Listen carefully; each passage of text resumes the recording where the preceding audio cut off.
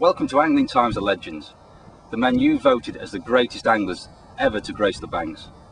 We've narrowed it down to 15 of the top names. And in at the top, number 15, it's the man who's made 1 million floats. It's Peter Drennan. I was really pleased to see Peter Drennan as high as he was and at 15th, because I think although he's someone you won't see publicly, certainly not appearing in the papers, he's quite a shy man. His contribution to angling through his tackle innovations has been immense. The votes have been counted, and at number 14, it's the nicest man in angling, former world champion and the winner of £50,000 for a world record catch, Tommy Pickering.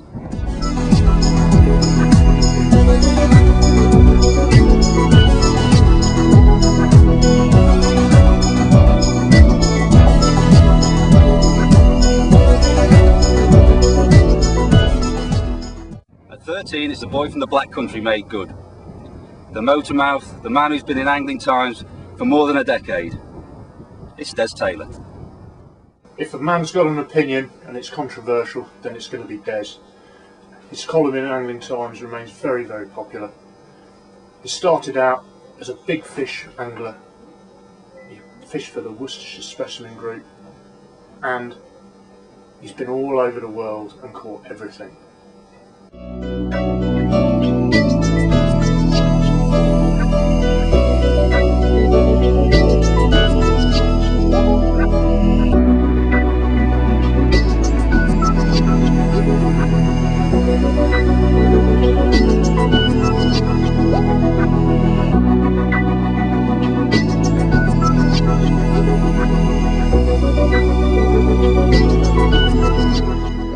At number 12 is carp legend Rod Hutchinson, a giant in the big fish world and a man who pioneered carping in France.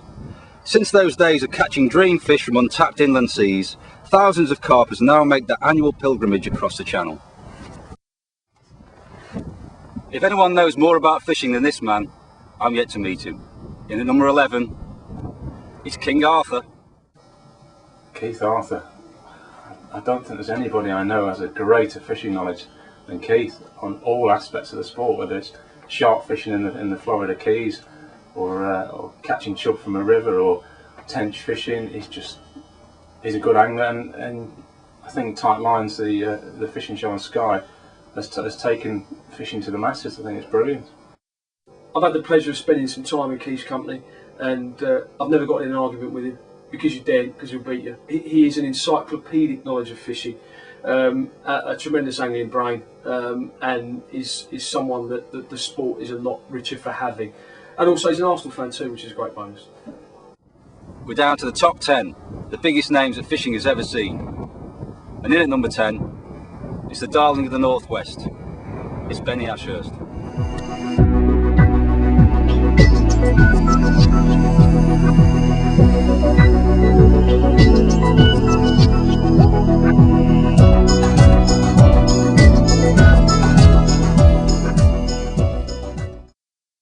In at number 9, it's Dick Clegg, MBE, OBE and tactical genius. An inspirational no-nonsense manager, Cleggy transformed England's record on a world stage, forming a team that has dominated match angling. Quick Peter, cast that lump of cheese under that overhanging tree now. There's sure to be a chub there. Yes, at number 8, it's Mr. Crabtree creator, Bernard Venables. Bernard Venables. Wow, he was one of the 4 launch editors of Angling Times, and if it wasn't for guys like him, we wouldn't be sitting here today. We wouldn't have an Angling Times. I think the great thing about Bernard was that you know, we can talk about him being the founder of Angling Times, or one of the founders of Angling Times. We can talk about Mr. Crabtree. You know, we can talk about the many books he wrote and the illustrations that he did. Are all fantastic, but he still maintained just a real love of angling that I think he took to his grave with him when he died in his 90s.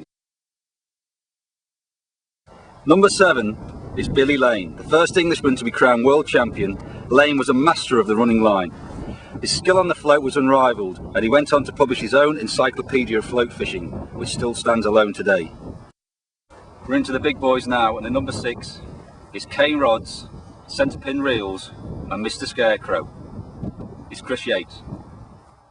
Chris Yates, he came 6th. He was asked, the Reader's Choice came 6th. For me personally, I think that Chris may end up being one of the biggest legends in terms of longevity. I think the books he's written, of Casting at the Sun, the latest book, How to Fish, I think they will live so much longer than TV, which seems to be making people very, very popular, certain individuals. What I like about Chris, and I'm delighted that he came as high as he did, was that I think it really it defined the list for me, because the whole debate about the greatest anglers, it isn't what I'm pleased about. It isn't about catching fish necessarily. This top 50 isn't about the greatest anglers ever, because I think even Chris would admit that he would be lucky to finish in the top 50 greatest anglers in Dorset, even his village. You know, the guy isn't a brilliant angler. What he is brilliant at conveying the magic of the sport to beyond the just the normal angler. You can talk about Passion for Angling, which of course was seminal TV, which he was instrumental in, and of course the books that he's written. You know, and even down to the magazine articles that appear less frequently. Chris isn't the one that's particularly keen on deadlines, but in terms of what he's done for fishing beyond just catching fish, is incalculable. He is a fishing legend, definitely. Yeah, I'm very jealous you've been out on the bank with Chris.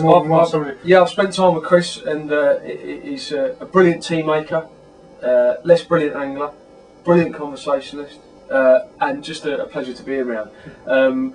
His tackle is awful.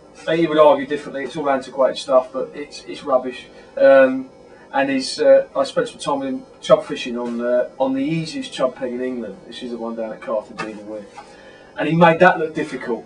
But in terms of as an angling personality, there are a few better than Chris Yates. You can't imagine anybody else stood in the margins of Red Mire pretending to be a scarecrow, Fantastic. Or stood up a tree with Bob James with a blowpipe to fire the baits. And then just a total eccentric and a genius. The number 5, he couldn't be further away from the 6th place spot. 4 times world champion and a hero in a white hat. It's Sir Robert Nudd. Bob Nudd is arguably the greatest angler ever, certainly in my eyes.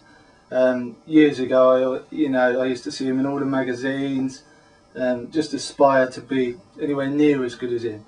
But fortunately, 2 years ago, I was asked to join the same team. So I've gone from looking up to this man that I've never met to sitting into his Mercedes and going to a match. And this guy knows more about fishing than, well, anyone can ever dream about.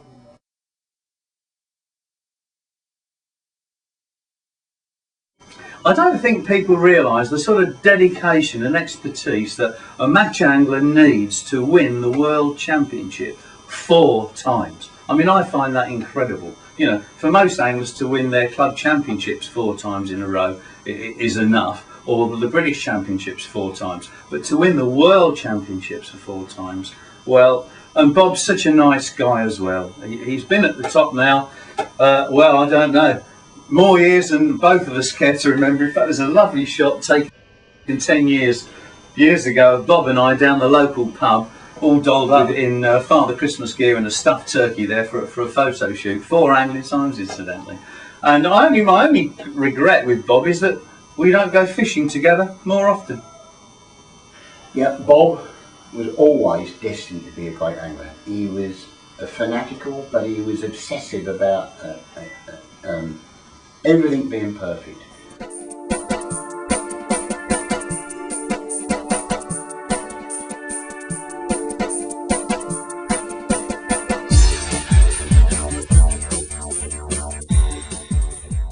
It is unbelievable that a man after 40 years can still get up and still be excited about going catching some fish.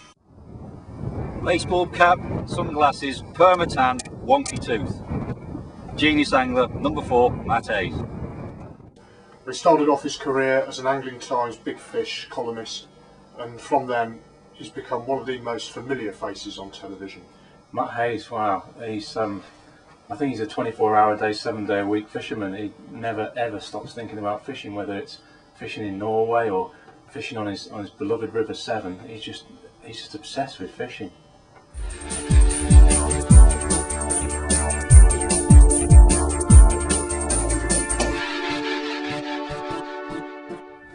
It's time for the final three now, and in at number 3 is the people's champion, the man unbeatable on a shoulder bream.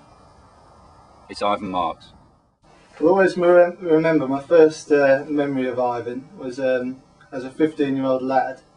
I had an England trial, and he came over to me and he said, patted me on the back, "You fished terrifically today, son. However, you'll need a bit more gear if you're going to stand a chance of getting into the England team." I was speechless. He's a legend in himself. He is the greatest angler and the greatest man I've known in fishing in this country. Another thing that seemed so logical to Ivan was I was casting a waggler out to 30-40 yards and trying to hit it with a tiny little ball of ground bait, and he was laughing at this. I couldn't understand why. He said he didn't want to interfere, but wouldn't it be easier to fire the ball of ground bait out and then cast on top of it? Since as soon as I did that, my catch rate doubled. Okay, it's down to the final 2, and here's a few clues. The Arsley bomb, Clarissa, electronic bite alarms. It's Dick Walker. I can't believe Dick Walker hasn't won. He's such a legend that, you know, for Angling Times readers for so long he wrote in the paper. I can't believe he hasn't won. Yes, I think that Dick will go down among many of our readers as the greatest ever. Certainly his contribution to fishing is immeasurable. Through the columns in AT, fantastic, one was there for so long. But I think it's the inventions that he created that most people remember. Definitely. Bite alarms, brought the Arsley bomb to popularity, innovative in terms of rod design. Yeah, absolutely. The Mark IV Avon. And of course the capture of Britain's biggest carp at the time, which, you know, must go down as probably his greatest single achievement, would you agree? Definitely. 44-pound carp, and I think it almost doubled the British record at the time. Obviously from Red Mire Pool, a famous water that's produced even more bigger carp since. And I think every angler, carp angler certainly, in the subsequent 40 years since the capture, 50 years since the capture, has to acknowledge every time they go fishing that one piece of equipment or another that they're using is probably, the prototype was one that was created by Dick Walker. And I don't think you can create a better legacy than that. Well, of course, Dick Walker is probably not probably, he is the reason that I'm sitting here talking to you now, because when I was in my teens, Dick was my hero. I used to fish all the places he did, all the rivers and streams in Hertfordshire, because at that time I lived in North London, and he was such an inspiration. Youngsters coming on now don't remember the 30 years that he wrote for Angling Times. I've only been doing television for 24 years now. In fact, when I first started, the promos that I did for Go Fishing 24 years ago, Dick did the introduction. I was very proud of that. In fact, I've got Dick's famous otter picture over on the wall there now. There's some of his books around, all sorts of memories. I live beside water, as you can see, as Dick did. And I think I've tried to probably carry on his mantle in many ways of informing people about fishing and trying to teach them the ways to catch bigger and better fish all the time. I still get a lot of fun out of trotting for days, but also I like going abroad and catching really big fish that really pull your string. The thousands of votes have been counted, and we're finally down to number 1, the housewife's favourite, and a man with his Go Fishing series who's been on TV for 30 years. You've guessed it, it's John Wilson. John Wilson. Our reader's choice of angling's greatest ever legend. 17 years worth of Go Fishing programmes on TV, over 150 programmes in total. John has been everywhere, caught everything, and he always does it with that characteristic trademark laugh. He is the most famous and recognisable face in angling, and people outside of the sport know John just as well as we do. I was delighted to see John Wilson at number 1 in your all-time list of angling legends, and it comes as no surprise. For me personally, I was pleased because I'm of the age where I was brought up with John Wilson on television, and I know through his go fishing programs that he encouraged me and many thousands like me to go fishing, you know, and that's a fantastic advert. I mean, you know, the statistics say he's done over 150 shows. At its peak, when it was on Channel 4, it was watched by over 3 million people, which is a phenomenal amount of people to watch an angling show. Very hard to get your head around nowadays when fishing doesn't make the terrestrial channels. And of course, he also contributed through his books and through his columns in the angling press. He had such a laid back and affable approach that you couldn't help but like John Wilson. Of course, everyone remembers the laugh and the various catchphrases. But again, we mustn't forget that beyond all this, he was a great angler too, and continues to catch fish to this day. I mean, he's in his 60s now, John. He shows no signs of easing up. His latest show's just out on Discovery, and you know that he should be at #1 in the all-time list, I think is fair, correct, and comes as no great surprise. John Wilson is an angling legend and will remain so for forever. Hi, I'm John Wilson, and I'd like to thank all you Angling Times readers for putting me top in the recent Legends poll. And I'd like to wish you all a very happy Christmas and a successful New Year, especially with the big uns.